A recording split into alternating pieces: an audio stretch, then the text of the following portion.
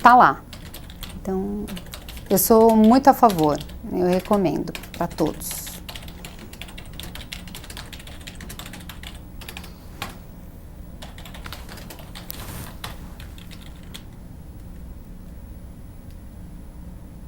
Existem muitos jogos de computador educativos, assim, excelentes também, que são... Ficam, né? Ficam. A gente acha que eles estão jogando esse do Orkut. Então... É complicado, né? Até esse lado, assim, tem assim, eu acho que tudo que é dosado, eu tenho crianças que soltaram a escrita com MSN, com Orkut e tal, apesar deles terem o sítio. Para eles é o interesse. É o interesse. E aí eles estão vendo, eles estão pegando o ritmo, eles têm que escrever rápido. Então, sempre trabalha alguma coisa, é que tudo tem que ser dosado, né? Tudo em exagero. Mais sobra, O aprender para todo mundo, né? Para adulto. O Andy diz: crianças com essa dificuldade de aprendizado têm predisposição para se tornarem dependentes químicos? Olha, o que acontece assim, se não trabalhar esse sucesso, você viver a sua vida no fracasso, é complicado, né? Então termina buscando outras fugas. Agora, se tem uma ajuda, se tem um auxílio, se tem um pai atento, se tem um tipo de acompanhamento, eu não preciso crescer achando que eu sou um fracasso, porque é complicado. É a mesma coisa do adulto, se ele não está se saindo bem no trabalho, ele vai ficar frustrado, né? Vai buscar outras saídas, alguma válvula de escape. Então o ideal seria acolher essa criança que tem uma dificuldade, mesmo porque ela pode já estar sendo discriminada em sala de aula. Ela é discriminada por ela e pelos amigos, né? Então, às vezes, eu vejo muito em consultório, eles já chegam assim, eu tô aqui, mas porque eu sou burro, porque eu não aprendo, porque eu sou o mais lerdo da classe. Então, eles conseguem já se perceber desde pequenininhos. Assim, a criança que chega lá com 5, 6 anos já começa com essa autoestima baixa. Então, se não é cuidada, chega nos 15, como é que tá essa criança frente, né, à sociedade, que o que ela está mostrando é um quadro de insucessos. É complicado mesmo. Mas acaba mesmo, às vezes acontece a fuga, muitas vezes. Tem. Um demais, outro bebe, não é? Com certeza. Então, outra vai atacar no doce, não vai aguentar se segurar. Isso. E o que a gente tem que estar muito atento, né, que eu falo para os pais, porque o computador facilita a nossa vida, mas também tem umas armadilhas terríveis, né? Tudo tem, a TV. Tudo, TV. Então, tudo, eu acho assim, a liberdade vigiada, né? Ele está lá no quarto dele, mas saber no que ele está mexendo. Então, tem jogos assim terríveis, com valores. Eu escuto coisas lá no consultório que eu falo, gente, como é que pode? Existe um jogo agora nos Estados Unidos que as meninas, não sei se você sabe desse jogo, então tem um casal como se tivesse uma cidade mesmo. E as meninas engravidam no jogo. Não, isso eu não conheço. Elas roubam, é tudo. Tá. São coisas que estão sendo aceitas já. Aquele, o GTA? GTA, é esse? É GTA. Então tá. Eu tive um paciente que chegou e que ele falava que o legal era ser mal. Então as histórias, eu tive que contar muita história para ele, mostrar muito essa coisa do bem, do mal, porque com 6 anos ele estava totalmente perdido. E achando legal chutar a cabeça do policial para ganhar ponto. Não, ele me falou umas coisas assim em termos de valores.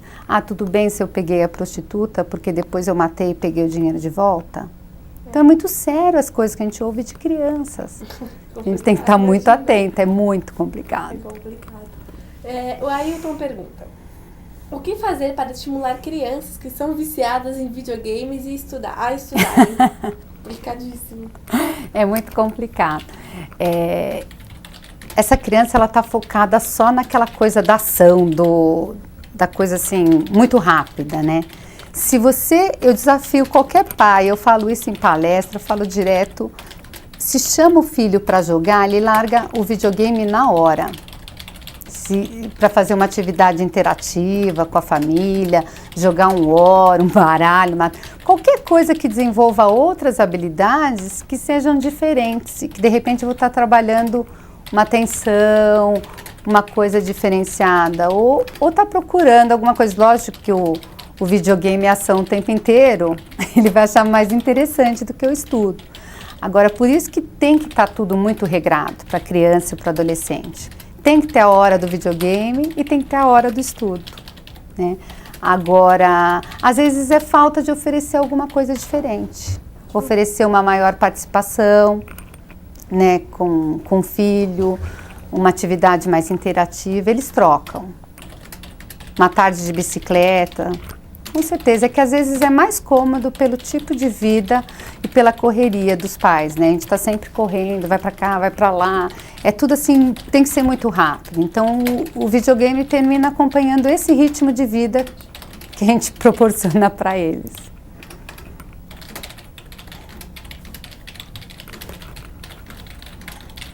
Problemas em família acaba sendo meio que esquecido, né? Porque você chega em casa cansado. Com certeza. Né? Tem um dia corrido grande, né? Então você chega, você não vai É querer, verdade, olha, não vai querer jogar.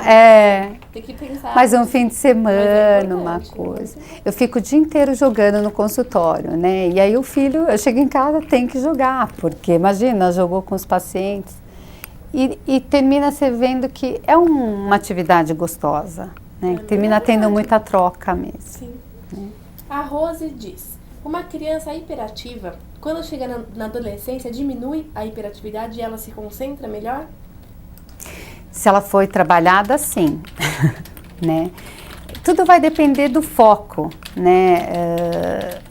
Do tipo de escola, né? Se vai favorecer ou não essa hiperatividade. Então, tudo isso tem que ser adequado. O tratamento, um acompanhamento. São crianças que têm que gastar muita energia. Então tem que estar sempre num esporte coletivo, num esporte em grupo, para se centrar um pouquinho.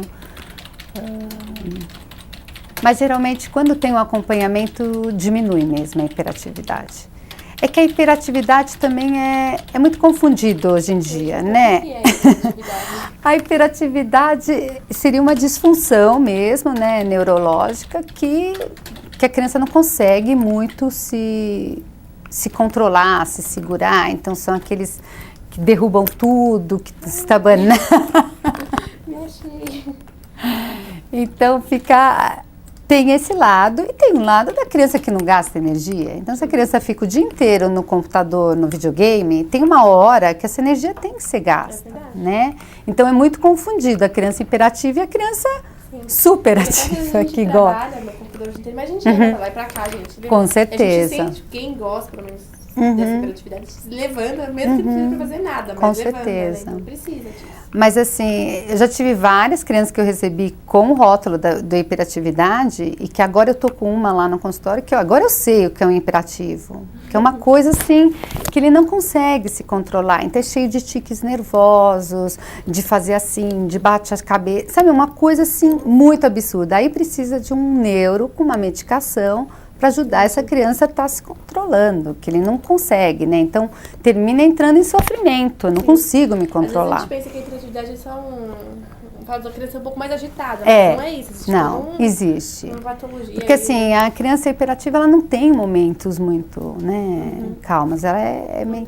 E tem a hiperatividade mental, né? Aquele que pensa tanto, desfoca tanto que aí não consegue se concentrar naquilo. Tem os dois lados. A Líbia pergunta: oi, meu filho é disléxico e a escola não está preparada para ele. Estou pensando em trocar no ano que vem. O que você acha? Olha, eu tenho muitos disléxicos, é complicadíssimo mesmo. A negociação, assim, tem que ser muito intensa com as escolas. Tem escolas que estão mais preparadas, tem escolas que eu vou que nunca ouviram falar no que é dislexia, eu fico assim, pasma com uma situação dessa. Agora, se não tem uma abertura, se essa criança tem um diagnóstico e a escola não abre nenhuma situação diferente, não vou dar mais tempo na prova porque tem que seguir o grupo. Eu não vou fazer uma prova oral para ver se a criança assimilou ou não. Então, eu acho que aí o caminho é ela trocar de escola mesmo, né? Tentar, assim, até uma orientação de um educador, de alguém que conheça algumas escolas que possa orientar com mais facilidade qual que seria mais adequada, quais as que permitem negociação, porque às vezes a escola não se diz especializar, mas quando você apresenta, eu já consegui coisas assim muito boas com a escola, eu conversar, eu saber ouvir, né? Então, de ver cada caso é um caso. Então, tem muitas escolas que o lema é o individual, cada um, mas quando você chega lá e propõe, com certeza. São crianças extremamente inteligentes, que assimilam bem e porque não passam para o papel? Muito. Eles têm, o DDA também. São muito inteligentes. Muito. Porque eles vão na raiz, né, da coisa. Para entender, eles têm que ir lá na raiz. E eles terminam desenvolvendo outras habilidades que não só aquela que é a leitura. Né? Então, ele termina assim aprendendo rápido. E eu tinha uma criança ano passado que ele fazia análise sintática, que é super complexo. Ele fazia oralmente, ele dava um baile. Mas aí chegava na prova, ele tirava 0. Então, começa a acreditar, pô. Eu achei que eu estava sabendo toda a matéria e fui mal. Então, ele começa a se desacreditar. Entendi. E a escola, quando começou a fazer prova oral, aí começou a ver que o que eu falava era verdade, ele estava sabendo. E aí começou a ter um outro tipo de avaliação. Entendi. O Manuel pergunta, existem medicamentos para melhorar a concentração e o aprendizado? Olha, o medicamento é uma coisa assim que é muito perigosa mesmo, né? Então, o medicamento tem que ser dado pelo neuro quando tem uma avaliação, um diagnóstico de que aquela criança precisa. Existem muitos medicamentos que eu já vi assim, alunos que de um dia para o outro eles mudam assim totalmente o foco, porque às vezes dão uma focada na atenção, então consegue tirar aquela hiperatividade e o remédio funciona. Mas isso é com a área do neurologista, então quando precisa, eles medicam, às vezes tem que ir adequando a dosagem dos remédios, não é na primeira tentativa que vai conseguindo. Agora tem que tomar muito cuidado com essa coisa de tudo querer medicar, né? Então é mais fácil, então eu vou para o neuro, então já chega mães que pedem relatório meu, pedindo para o neuro que precisa da medicação. Eu falo, não, isso é a área dele, né? Ele que vai dizer pelos exames se a criança precisa ou não. Mas a medicina está aí para ajudar, né?